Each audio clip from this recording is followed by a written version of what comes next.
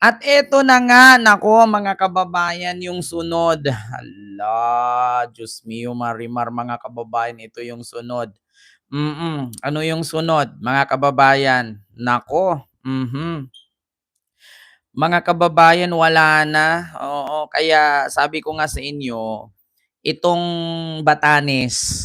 itong Batanes, kailangan talaga mga kababayan ay tawag dito, bantayang maigi, 'no? Kailangan talaga ang Batanes mga kababayan ay bantayang maigi at kailangan talaga ang Batanes ay maprotektahan. Kasi bakit mga kababayan? Kung naalala ninyo, meron pong ambasador ng China, yung bumisita kay F. Elisa at bumisita kay Baste doon sa Davao, ay nagpunta pala ito sa Batanes. 'No? So pagkatapos ng pagbunta sa Batanes, pagbalik dun sa China, eto na, inangkin na ng China ang Batanes na sa kanila.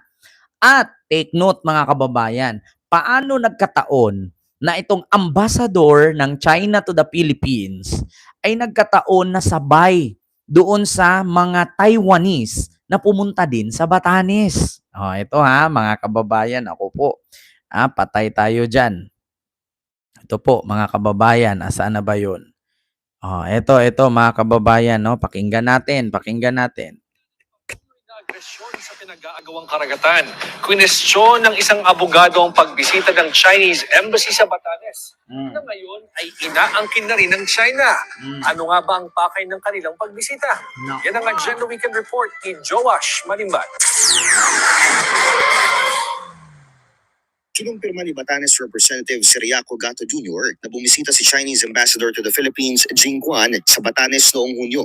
Sa programang Politico Nightly ng Billionaire News Channel, inilahad ng kongresista na nakipagpulong ito kay Batanes Governor Ronald Aguto Jr.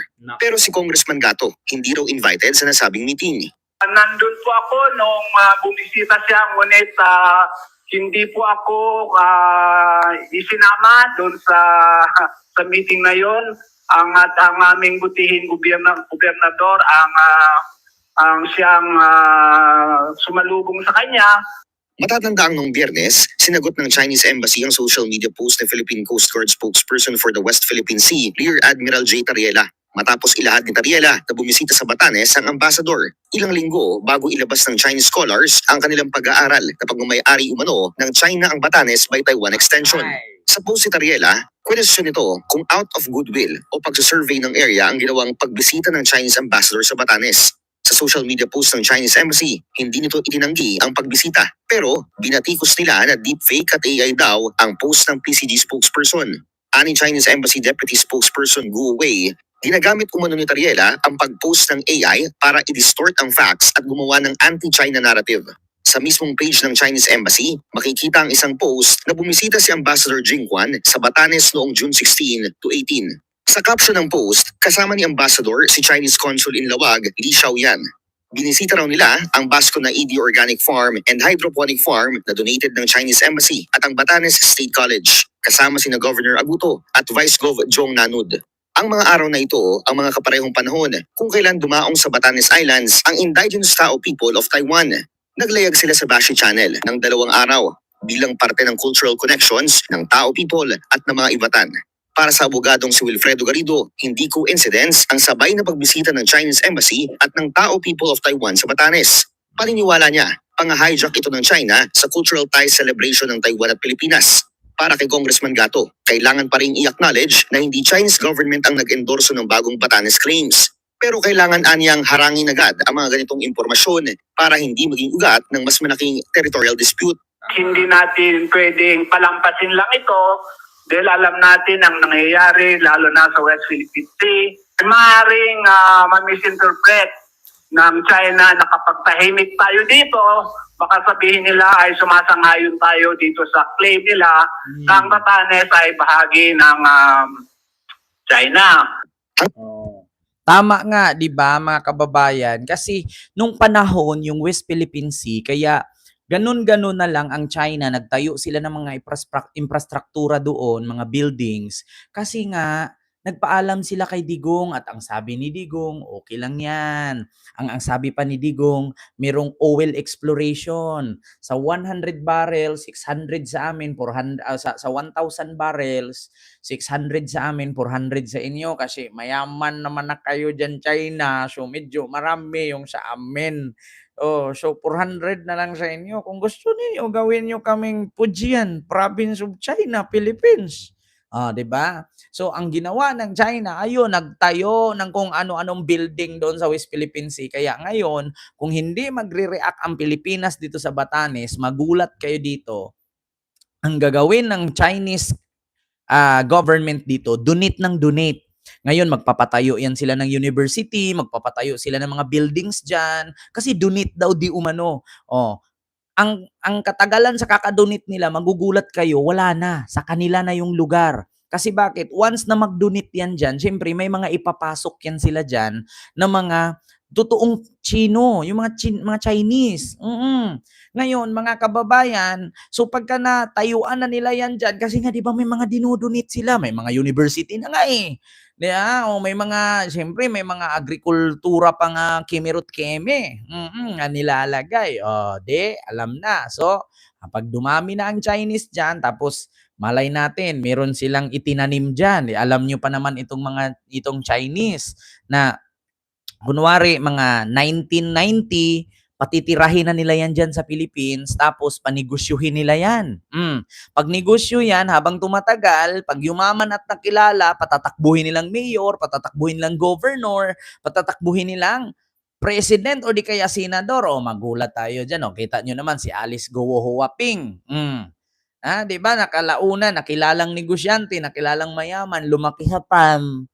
Lumaki lang po ako sa farm, Your Honor, di ko po maaalala. Yung pala Chinese. Tapos, nung nakilala na, ayun, nag-umpisa ng tumakbo ng barangay official hanggang sa naging mayor. Pagkatagalan, tinalaga, this place is owned by China. Di putang ina. Di na pareho sa Hong Kong na dayon ang labas niyan. Kung naalala ninyo, ang mga taga Hong Kong, ang Hong Kong National galit na kinuha sila ng China. Ang problema, yung kanilang opisyalis doon, ang akala nila ay Hong Kong national, yung pala tanim ng China. Nag-declared kalaunan na siya pala ay Chinese communist. Di walang nagawa ang Hong Kong. 'Di ba? Oo, 'di ba naalala ninyo buti si Alice Go, nabisto habang maaga pa. Tignan niyo diyan sa may Zamboanga del Norte, Zamboanga City, yan sa parting Zamboanga Peninsula, napakaraming Chinese diyan. Zamboanga Sibugay, Zamboanga del Sur, Zamboanga del Norte, napakaraming Chinese diyan. Magugulat kayo diyan, mga tanim ng China yan. Meron pa mga Chinese negosyante diyan na akala mo pinanganak dito, pinanganak doon, yung pala mga tanim pala ng incheck. Tignan niyo, sino mga taga Zamboanga Peninsula diyan? Kadalasan sa Zamboanga Peninsula, kadalasan sa mga leader dyan, puro Chinese. Ito sinong nakakaalam? Zamboanga Peninsula.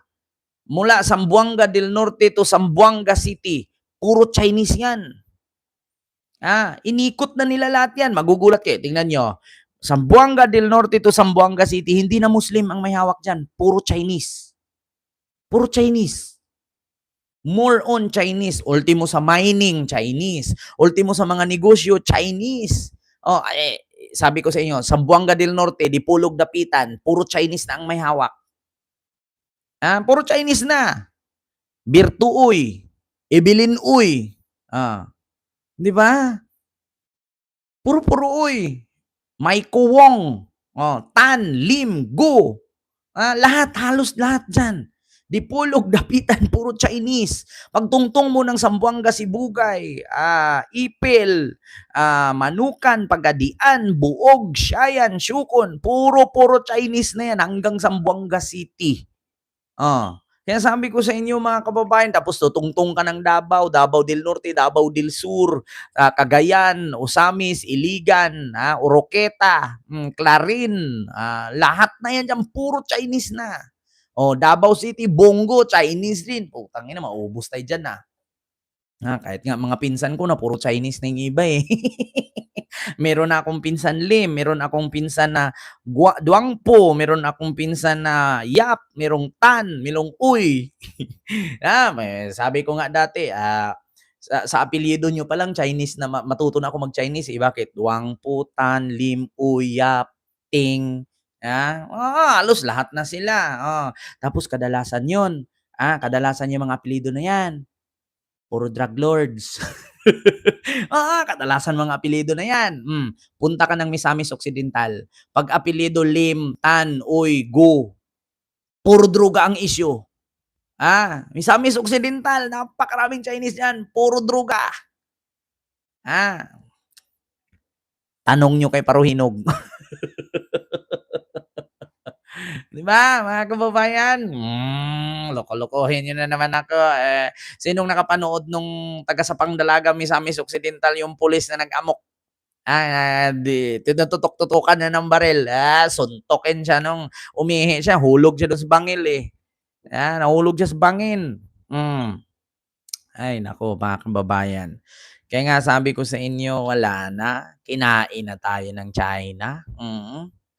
Wala na, mga kabataan ngayon. At ito paalala lang bilang isang vlogger, influencer, social media influencer, content creator, paalala ko lang po sa inyo, yung mga anak nyo po, ingatan nyo paggamit ng TikTok. Kasi sa mga hindi nakakaalam, bawat apps na dina-download ninyo, nilalagay nyo Gmail, Google account, password. Hindi nyo ba alam na ang TikTok is hawak ng China? Hindi nyo ba alam na bago ka mag-download nakalagay doon, allow app to track your account? Di ba may nakalagay, allow app to track. Ibig sabihin, track your contacts, track your records. Pag inallow mo yan, automatic malalaman nila yung identity mo, pati yung mga account mo. Kasi, kaya nga sa Amerika, binand ang TikTok kasi spy yan.